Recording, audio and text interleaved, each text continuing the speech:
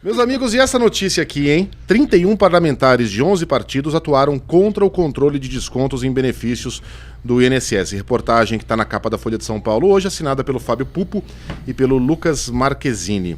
Representantes do PT foram os que mais fizeram proposições neste sentido, de diminuir, né, a possibilidade de você controlar esses desvios. Mas também esses descontos, vou colocar como descontos aqui, dos quais provém os desvios.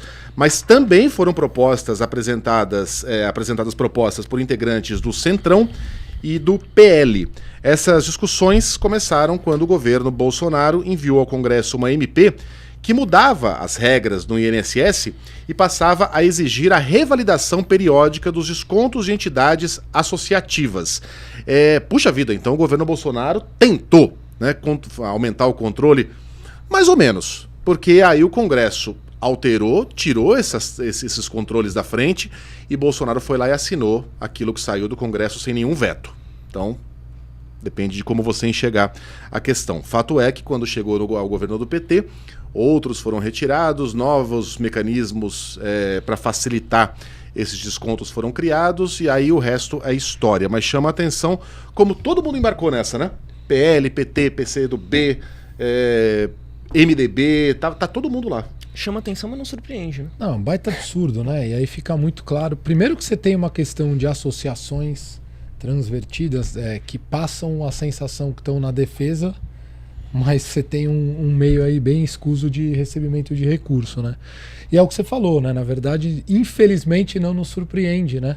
Quando você pega um absurdo desse, gente ainda tentando segurar, né? Ainda não se indignando, não tentando, com dinheiro de aposentado, com dinheiro de gente que precisa, né? Um baita absurdo. Talvez seja o mais cruel dos casos, assim, né? Mexer com dinheiro de aposentado, geralmente idoso e tal, né?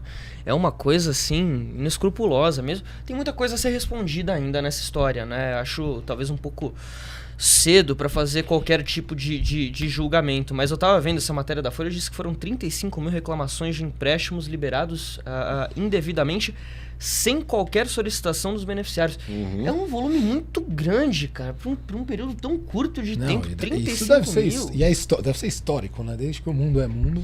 É impressionante. E como é que isso não chamou a atenção de ninguém? Bom, deve ter chamado certamente, nesse campo de especulação, deve ter chamado e foi acobertado completamente. Como, por exemplo, né, a gente fala assim, os deputados bolsonaristas lá no governo Bolsonaro tentaram aumentar o controle.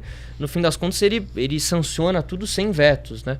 Quer dizer, a gente pode imaginar nesse esquema todo, ainda mais que a gente está falando de deputados do PT, PCdoB, PL, vários partidos, que é tudo uma coisa muito bem orquestrada. E aí você vê que aí tem uma união partidária, né? Então aí não tem tanta oposição, né? Todo mundo, você pega, tem todos os tipos de partido apoiando uma coisa dessa. Conseguiram unir o Brasil, né? Então, unir os polos para roubar velhinho. 1,5 milhão, tá? De aposentados e pensionistas já reclamaram desses desvios indevidos. O INSS diz que vai exigir biometria para desbloqueio de novos consignados. E o que mais me impressiona é que todo mundo sabia. Os repórteres em Brasília sabiam, matérias haviam sido publicadas, o ministro da Previdência sabia, no que, aliás, para mim foi uma confissão ali de que ele cometeu crime de prevaricação. O secretário do Lupe sabia, o presidente sabia, não sei, chegou a ele. Difícil não imaginar que ele não tenha pelo menos lido uma reportagem, porque elas existiram, as denúncias existiram. Tava todo mundo sabendo, até que a PF entrou em ação, botinas na porta de algumas autoridades, gente presa, e aí o escândalo formou-se. Mas as pessoas já sabiam que isso estava acontecendo, né? Não sabíamos que tratava-se de 6 bilhões, mas foram deixando correr, né? E aumentando a quantidade de desvios, e mais impressionante, tudo isso documentado.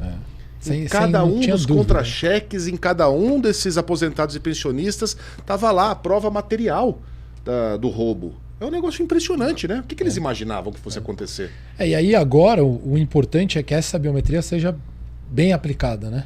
Porque senão do dia para a noite você também vai ter problema para idoso que tem, às vezes, baixa conectividade, porque você depende de artefatos de tecnologia para poder fazer a biometria. Então você precisa fazer alguma coisa que também não tenha um outro problema para que o próprio idoso possa tirar o seu dinheiro. Né? Pois é, eu estava lendo, né? A biometria é aplicada desde abril de 2019. Mas como é que você vai confiar agora nisso, assim, que isso funciona mesmo? Porque se falou funciona desde abril de 2019, para quem passou a requisitar a aposentadoria depois dessa data. Como é que a gente vai passar a ter a confiança no sistema de que vai estar tudo ali em ordem, mesmo com isso, com as provas materiais?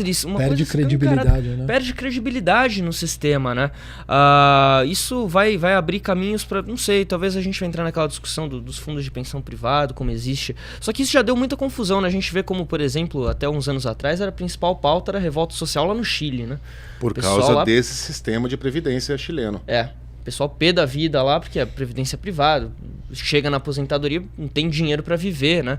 Aqui a gente podia, até um tempo atrás, se orgulhava, né? Praticamente do INSS, assim. Não necessariamente se orgulhava, mas era uma aposentadoria que mal e mal funcionava. Exatamente, funcionava. Hoje em dia você já olha e fala, putz, não sei, né? Agora, diante disso tudo, como é que eu sei que meu dinheiro está sendo bem guardado, bem gerido?